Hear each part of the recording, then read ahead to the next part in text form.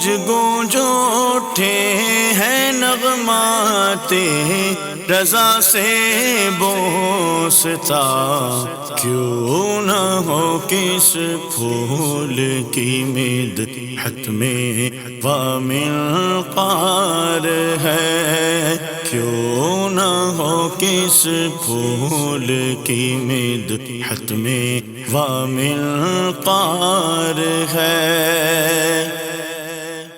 الحمدللہ رب العالمین والصلاة والسلام علی سید المرسلین، اما بعد فاعوذ باللہ من الشیطان الرجیم، بسم اللہ الرحمن الرحیم۔ الصلاة والسلام علیک یا رسول اللہ وعلی آلک واصحابک یا حبیب اللہ، الصلاة والسلام علیک یا نبی اللہ وعلی آلک واصحابک یا نور اللہ۔ میٹھے میٹھے اسلامی بھائیوں اور مدنی چینل کے ناظرین، سلسلہ نغمات رضا میں آپ سب کو مرحبا کہتے ہیں۔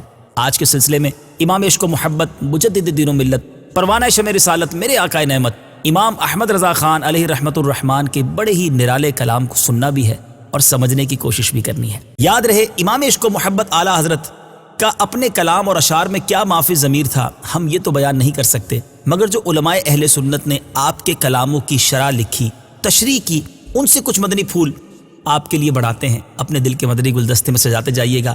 آج کلام کیسا ہے؟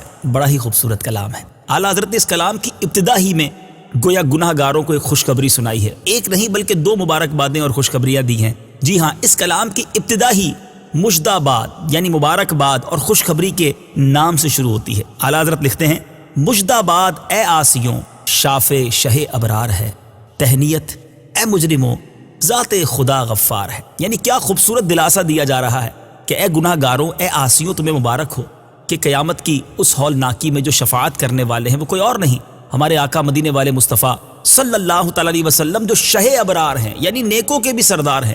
اور تہنیت کے معنی بھی مبارکباد کے بنتے ہیں، خوشخبری کے بنتے ہیں کہ خوشخبری ہو، مبارک ہو کہ جس اللہ عز و جل کی بارگاہ میں ہمارے آقا ہم گناہ گاروں کی شفاعت کریں گے نا، وہ رب بھی بڑا کریم ہے، وہ غفار ہے، وہ بخشنے والا مہربان ہے، تو تمہارا کام بن ہی جانا ہے۔ اب اس شکر کے اور خوشخبری کے اور رحمت الہی کے جذبات میں جھوم کر اگر اس شعر کو سنیں تو کیا ہی لطف آتا ہے کہ مژدہ باد اے آسیوں شاف شہ ابرار ہے، مژدہ باد اے آسیوں شاف شہ ابرار ہے، تہنیت اے مجرموں ذات خدا غفار ہے۔ مژدہ باد آسیوں شاف شہ ابرار ہے، مژدہ باد آسیوں شاف شہ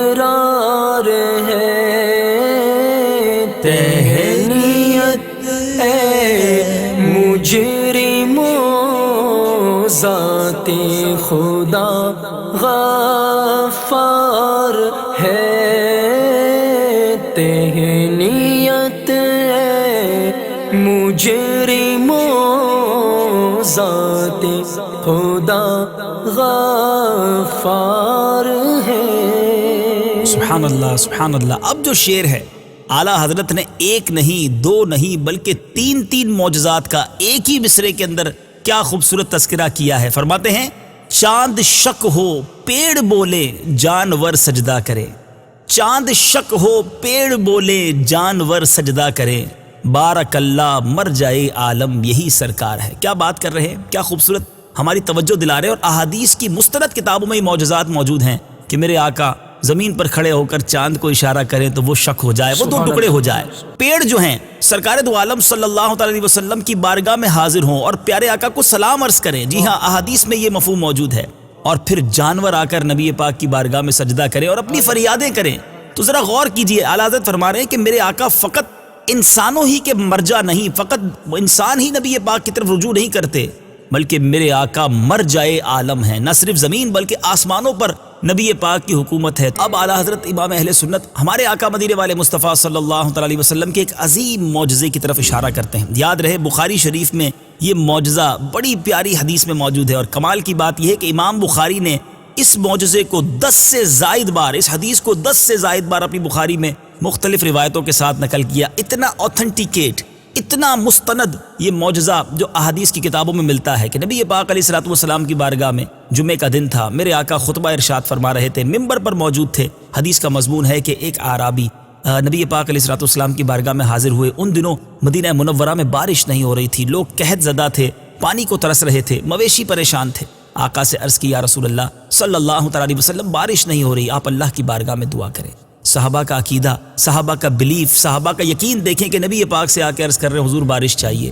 میرے آقا نے ہاتھ اٹھائے، دعا کے لیے ہاتھ اٹھائے۔ حدیث کے الفاظ ہیں جس کا مضمون ہے کہ اس وقت مدینہ منورہ کے آسمان پر بادل نام کی کوئی چیز نہیں تھی، بالکل کلین بلو اسکائی تھا، مگر نبی پاک نے جب ہاتھ اٹھائے تو پہاڑوں کی طرح کالے کالے بادل آنا شروع ہو، اور اب یہ بادل آ کر ایسے برسے، ابھی میرے آقا ممبر سے نہیں اترے کہ نبی پاک کی مبارک داڑھی سے بارش کے قطرے ٹپک رہے ہیں۔ اچھا بارش شروع تو ہو گئی، کنٹینیو پورا ہفتہ برستی رہی، اگلا ہفتہ پھر آ گیا۔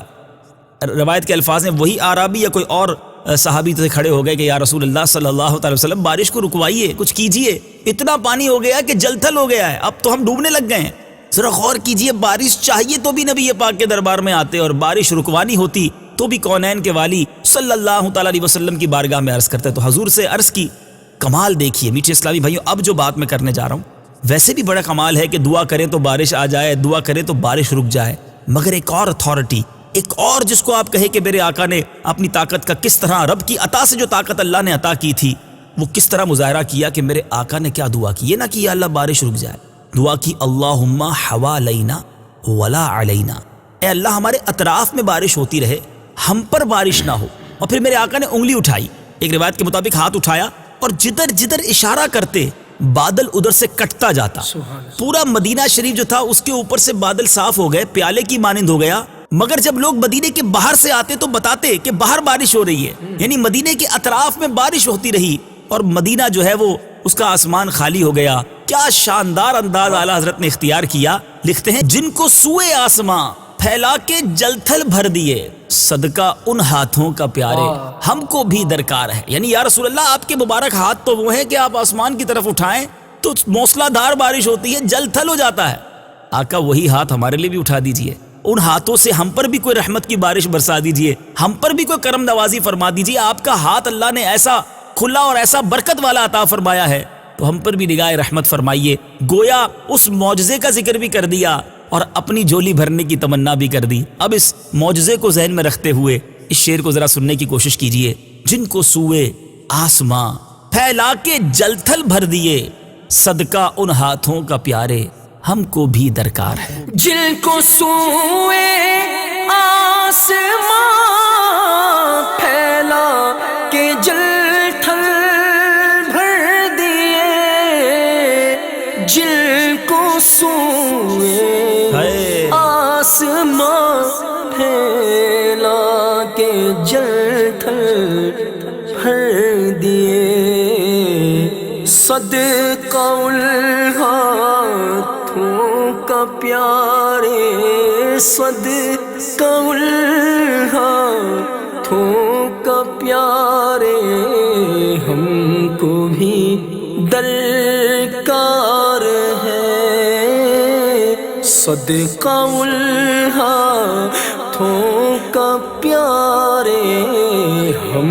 کو بھی درکار ہے۔ سبحان اللہ۔ اب اعلیٰ حضرت اپنے اگلے شعر میں اپنی قبر کی تاریکی کو کیا انکساری ہے، یا رسول اللہ گور کی جو شب ہے وہ بڑی تار ہے، بڑی تاریک ہے، اب اس کو روشن کرنے کا طریقہ کیا عرض کر رہے ہیں کہ آقا اگر آپ اس قبر میں کرم فرما دیں گے، اپنا جلوہ دکھا دیں گے تو آپ کے جو تلوے ہیں نا، رخ روشن کی بات نہیں ہو رہی، نبی پاک سے محبت کا انداز دیکھیں کہ آپ کے جو تلوے ہیں وہ اتنے گورے ہیں، اتنے پیارے ہیں۔ آقا اگر وہ گورے گورے پاؤں آپ چمکا کر میری جو قبر کی تاریک رات ہے اس میں کرم فرما دیں تو ضرور کرم ہو جائے گا، میری یہ قبر کی جو تاریک رات ہے یہ جگمگا اٹھے گی، یا رسول اللہ میری جو وحشت اور پریشانی ہے اس کا مداوع ہو جائے گا۔ کیا خوبصورت انداز ہے، ایک مصرے میں گویا نبی پاک کے تلووں کی تعریف بھی ہے، پیارے آقا کے تلووں کی نورانیت کا تذکرہ بھی ہے، اور انہی نورانی تلووں سے التجا کی جا رہی ہے، پیارے آقا سے التجا کی جا رہی ہے کہ وہی گورے گورے پاؤں آپ چمکاتے ہوئے مجھ گناہگار کی قبر میں کرم فرما دیجیے گا، وحشت و تنہائی میں پریشان ہوں گا، یا رسول اللہ آپ سے یہی التجا ہے۔ ذرا غور سے سنیے، گورے گورے پاؤں چمکا دو خدا کے واسطے، نور کا تڑکا ہو پیارے، گور کی شب تار ہے۔ گورے گورے پاؤں چمکا دو خدا کے واسطے، گورے گورے پاؤں چمکا دو خدا کے واسطے، نور کا تڑکا ہو پیارے، نور کا تڑکا ہو پیارے، گور کی شب تار ہے۔ میٹھے میٹھے اسلامی بھائیو، شعر میں جو لفظ نور کا تڑکا ہے، تڑکا کہتے ہیں اجالے کو، یعنی یا رسول اللہ آپ کے چمکتے ہوئے نورانی پیر اگر میری قبر میں آ جائیں گے جو کہ بڑی تاریک ہے، تو آپ کے نورانی قدموں کی نورانیت سے میری قبر میں نور کا اجالا ہو جائے گا۔ میرے میٹھے اسلامی بھائیو، اگلے شعر میں کیا خوبصورت سرکار علیہ الصلوۃ والسلام کے مبارک دامن کرم کی بات کی ہے۔ تیرے ہی دامن پہ ہر آسی کی پڑتی ہے نظر، ایک جانے بے خطا پر دو جہاں کا بار ہے۔ یا رسول اللہ آپ تو بے خطا ہیں، آپ معصوم ہیں، مگر آپ کی شان یہ ہے کہ آپ سے تمنا، آپ سے التجا ہر ہی آپ کا امتی کر رہا ہے۔ جتنے عاصی ہیں، جتنے گناہ گار ہیں، ان کا آسرا اور سہارا بھی تو آپ ہی ہیں۔ آپ سے شفاعت نہ ملے گی تو کہاں جائیں گے؟ مگر اللہ نے آپ کو وہ طاقت دی ہے کہ ایک اکیلی جان جو ہے وہ دو عالم کا بوجھ اٹھا لیتی ہے، اور دو عالم کی جو لوگ ہیں ان سب کی شفاعت کا بیڑا اٹھایا ہوا ہے۔ ایک اور جگہ اعلیٰ حضرت اپنے صلاۃ والسلام میں کہتے ہیں نا، جن کو بارے دو عالم کی پرواہ نہیں، جن کو بارے دو عالم کی پرواہ نہیں، ایسے بازو کی قوت پہ لاکھوں سلام۔ پیارے آقا علیہ الصلوۃ والسلام پر اتنا بڑا یہ جو برڈن ہے، مگر آپ علیہ الصلوۃ والسلام اس کو اٹھائیں گے اور اس پر شفاعت کی خیرات بھی اپنے غلاموں کو عطا فرمائیں گے۔ شہنشاہ سخن برادر اعلیٰ حضرت اپنے ایک شعر میں فرماتے ہیں نا، وہ پاک دل کے نہیں جس کو اپنا اندیشہ، ہجوم فکر و تردد میں گھر گیا ہوگا، عزیز بچے کو ماں جس طرح تلاش کرے، خدا گواہ یہی حال آپ کا ہوگا۔ نبی پاک علیہ الصلوۃ والسلام کا دل وہ ہے، دل اقدس وہ ہے جس کو اپنا اندیشہ نہیں ہے، مگر ہجوم فکر و تردد، لوگوں کی فکریں، اپنے امتیوں کی فکریں اتنی ہوں گی کہ نبی پاک کا قلب اقدس ان فکروں میں گھرا ہوا ہوگا۔ اے میرے میٹھے اسلامی بھائیوں، میرے آقا وہ ہیں، تو کیا خوبصورت انداز ہے کہ یا رسول اللہ آپ پر ہی تمام عاصیوں کی نظر ہے، آپ کے امتی آپ ہی کی طرف دیکھ رہے ہیں، اور ہمیں امید ہے کہ آپ ہمیں مایوس نہیں فرمائیں گے اور اپنے ساتھ اپنی شفاعت کر کے جنت میں لے جائیں گے۔ کیا لکھتے ہیں اعلیٰ حضرت، تیرے ہی دامن پہ ہر آسی کی پڑتی ہے نظر، ایک جانے بے خطا پر دو جہاں کا بار ہے۔ تیرے ہی دامن پہ ہر آسی کی پڑتی ہے نظر، تیرے ہی دامن پہ ہر آسی کی پڑتی ہے نظر، تیرے ہی دامن پہ ہر آسی کی پڑتی ہے نظر، ایک جانے بے خطا پر، ایک جانے بے خطا پر دو جہاں کا بار ہے، ایک جانے بے خطا پر دو جہاں کا بار ہے۔ اپنے آقا علیہ الصلوۃ والسلام کی بارگاہ میں استغاثہ کس انداز میں پیش کر رہے ہیں، اپنے گناہوں کی معافی اور رہائی کے لیے کیا التجا کا انداز ہے۔ رحمت للعالمین، تیری دہائی دب گیا، اب تو مولا بے طرح سر پہ گناہ کا بار ہے۔ رحمت للعالمین کہہ کے نبی پاک کو پکارا جا رہا ہے کہ یا رسول اللہ آپ تو عالمین کے لیے رحمت ہیں، آپ کو پکار رہا ہوں، دہائی دے رہا ہوں کہ میں دب گیا ہوں اپنے گناہوں کے بوجھ تلے۔ بے طرح کے معنی ہے بے شمار، یعنی میرے سر پر بے شمار گناہوں کا بار یعنی بوجھ ہے۔ یا رسول اللہ آپ نگاہ رحمت فرمائے، آپ رحمت للعالمین ہیں، آپ کا اشارہ ہو گیا تو میرا کام بن جائے گا۔ اعلیٰ حضرت اپنے ایک اور کلام کے شعر میں لکھتے ہیں نا، ایک میں کیا میرے عصیاں کی حقیقت کتنی، آقا ایک میں کیا میرے عصیاں کی حقیقت کتنی، مجھ سے 100 لاکھ کو کافی ہے اشارہ تیرا۔ تو یا رسول اللہ آپ تو رحمت للعالمین ہیں، میں آپ ہی کو پکار رہا ہوں، آپ کی دعائی دے رہا ہوں، گناہوں کا سر پر بوجھ ہے، کرم فرما دیجئے، نگاہ رحمت فرما دیجئے اور میری شفاعت اور مغفرت کی سبیل بنا دیجئے۔ کیا لکھتے ہیں؟ رحمت للعالمین تیری دہائی دب گیا، اب تو مولا بے طرح سر پہ گناہ کا بار ہے۔ رحمت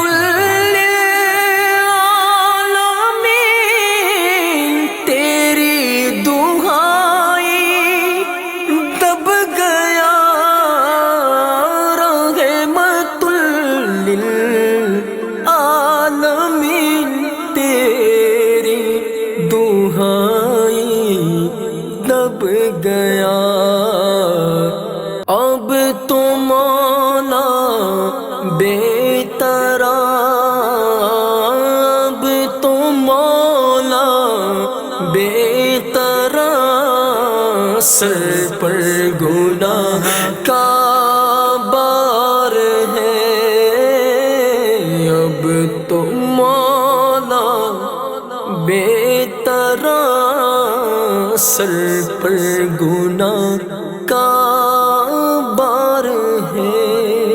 یاد رہے اس کلام میں اعلیٰ حضرت نے 11 اشعار تحریر فرمائے ہیں اور ہم نے اپنے سلسلے میں اب تک 6 اشعار شامل کی ہے اور اب مقطع کی باری ہے۔ مقطع میں امام اہل سنت نے کمال کیا، آپ لکھتے ہیں گونج گونج اٹھے ہیں نغمات رضا سے بوستاں۔ جی ہاں، ہمارے سلسلے کا نام بھی تو نغمات رضا ہے نا۔ اعلیٰ حضرت لکھتے ہیں گونج گونج اٹھے ہیں نغمات رضا سے بوستاں، کیوں نہ ہو کس پھول کی مدحت میں وا منقار ہے۔ اب اس میں ایک بڑا مشکل سے لفظ ہے وا منقار۔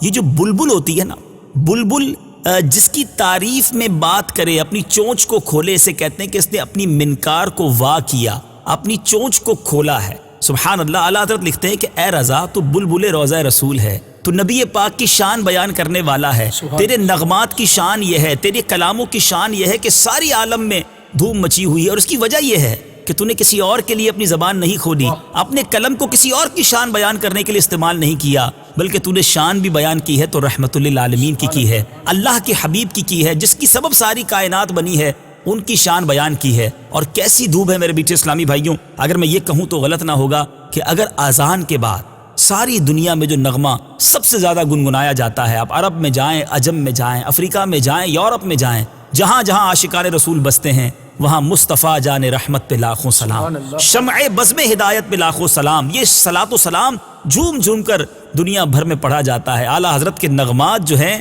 وہ ساری دنیا میں سنے جا رہے ہیں۔ اعلیٰ حضرت کا یہ شعر کیوں نہ پھر ہم جھوم جھوم کر پڑھیں کہ گونج گونج اٹھے ہیں نغمات رضا سے بوستاں، کیوں نہ ہو کس پھول کی مدحت میں وا منقار ہے۔ گونج گونج اٹھے گے نغمات رضا سے بوستاں، گونج گونج اٹھے گے نغمات رضا سے بوستاں، کیوں نہ ہو کس پھول کی، کیوں نہ ہو کس پھول کی مدحت میں وا منقار ہے، کیوں نہ ہو